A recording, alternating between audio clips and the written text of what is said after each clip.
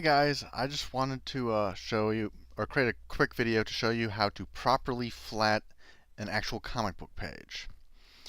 So here's the artwork right now. The the image mode is on bitmap. So first I'm going to go to grayscale.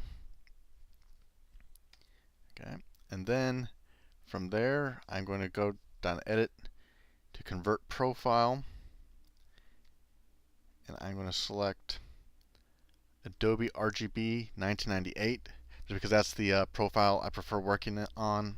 I feel it converts well to CMYK um, for the final piece to turn into the publisher. I'm going to do that. All right, then one quick thing to also note on all the selection tools, because I'm about to start using them. You're going to want anti-alias turn off. So this is the magic wand, it's off, and over here on lasso, it's also off. Alright, I'm going to do select all, and Command X to cut. Oh, didn't mean to cut it to yellow. Oh well, I'll fix that in a second. I'm going to create a new channel. I'm going to call it line art, and then Command V to paste in the line art. Alright, and then let's put that back to white. There we go. And go back to line art. Okay, now we're set up to start flatting.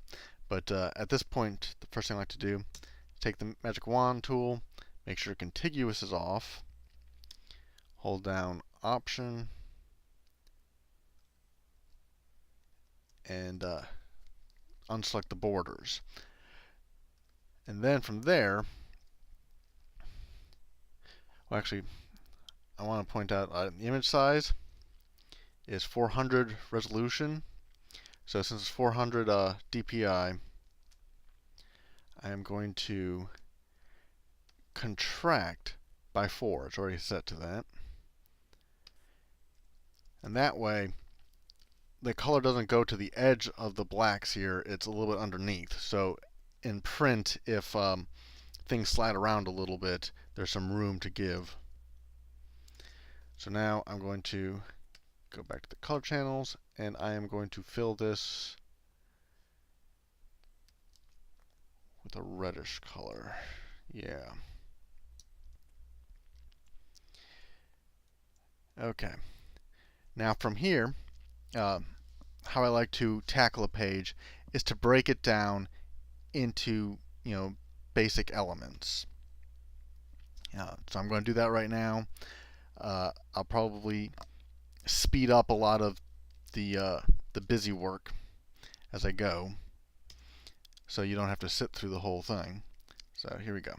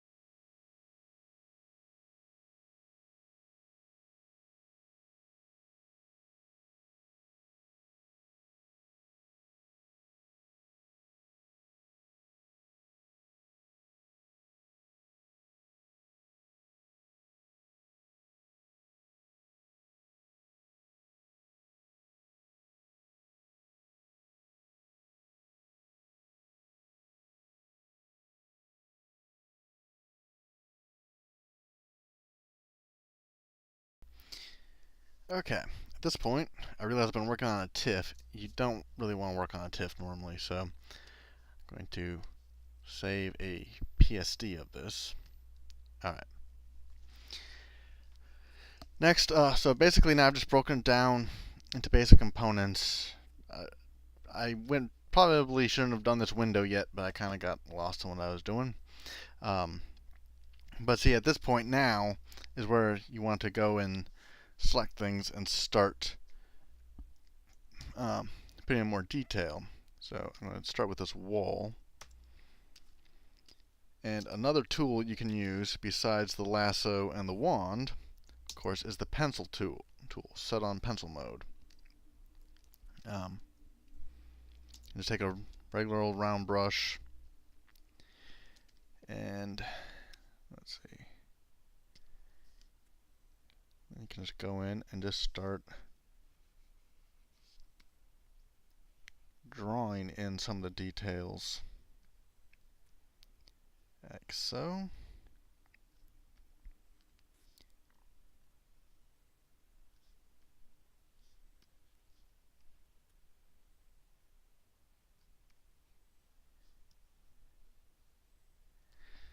And I'll just select that color and clean up a little few of the places where I went out of the lines.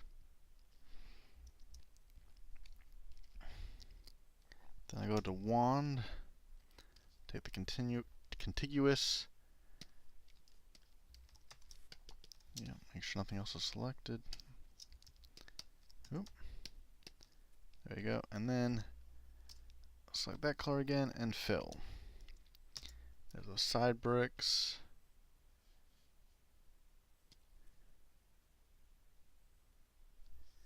Alright. Select this area.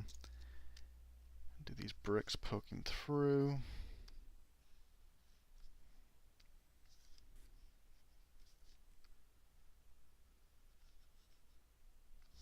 This time I'll just make it bigger.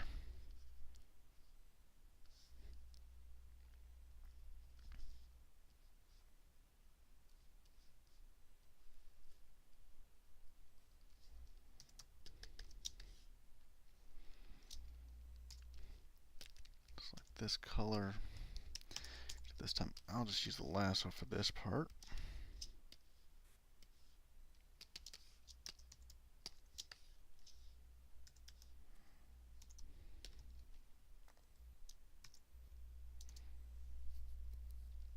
Actually, I think it's supposed to be.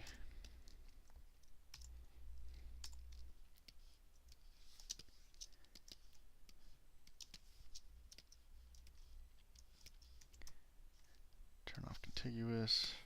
Boom, boom.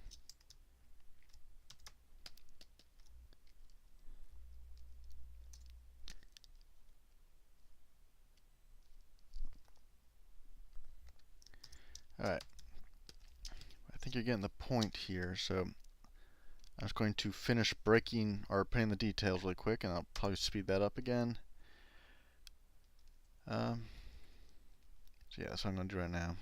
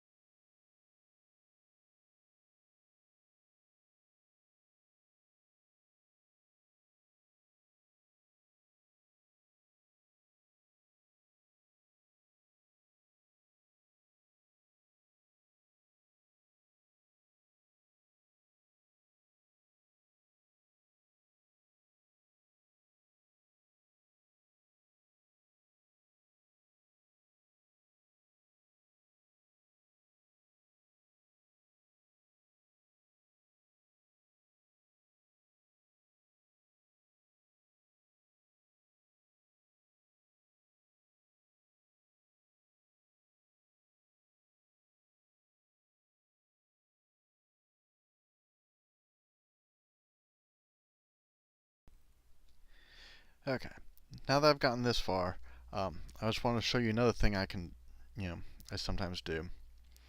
I'm going to select the color. I have Batman right now. I'm going to hit Command J, and that puts that selection on its own layer. Then I'm going to hit the question mark, which locks the layer.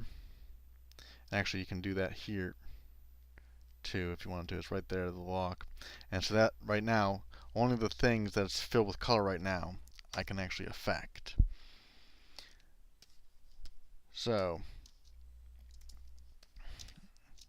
that means I can easily come in here, take the lasso,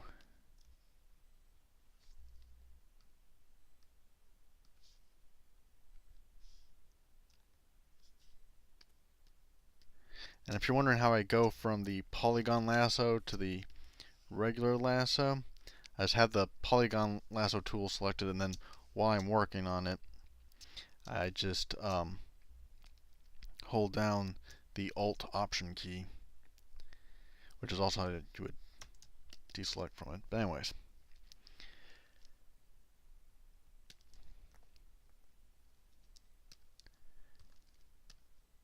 alright. So you see I can fill in an area, and it's only affecting this area that I have on this layer.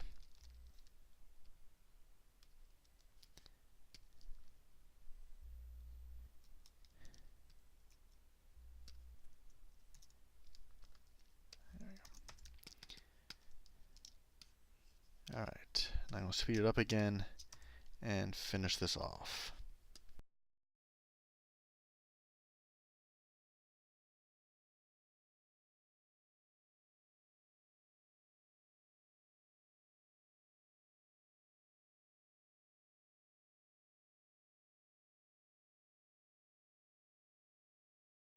Okay, so now I have that done, and then I just can hit Command E, merge it back into the background. Okay, and so now basically the flats are done. And a few things I want to point out, because most of the time colorists like myself hire flatters to do this for us. They just put in whatever colors, then we come in, put in the colors we actually want, and then do the renders. So if you're actually looking to become a flatter, there's a few things I just want to point out that I did that a lot of flatters that I use tend to not do. And now this also might depend on the colorist you're working with, so you might want to ask them exactly what their preferences is. But I'm just going to show what my personal preferences is. First of all, one thing I want to point out is I select Batman's cape and cowl, and you'll notice that it selects every instance of the cape and cowl on the page, and only the cape and cowl on the page, not any other objects.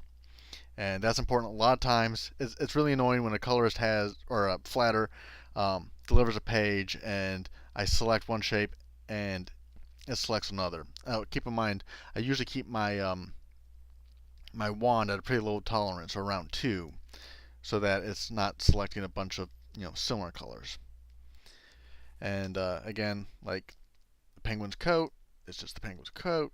The penguin's pants, the penguin's pants. This chain is just the chain. That gate is the gate. The building is the building. So basically, oh yeah, and the ground here is the same as that ground. So basically, the colors are consistent and not not overused, so that I'm having to separate several different things. Because if a flatter delivered a page like this, it would be perfect for me, because I can just grab an object, put in just drop in the color I want, and then move on to the next object, and I'm not worrying about breaking it up,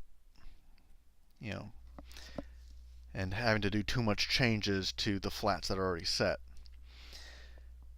Let's see, another thing is, you'll notice I didn't do anything to the monocle, because this monocle is just going to be complete glass. It's going to be transparent, A lot of colorists a lot of times will, select this area and then put, you know, like a slight color over it so that it's slightly different.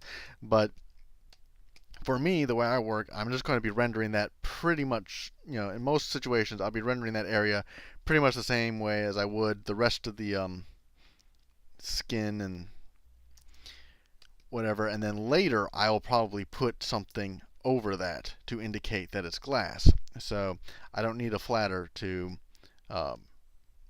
do anything with transparent areas like that. And so, yeah, I think that's pretty much it. I hope you found some use out of this video, and I'll see you next time.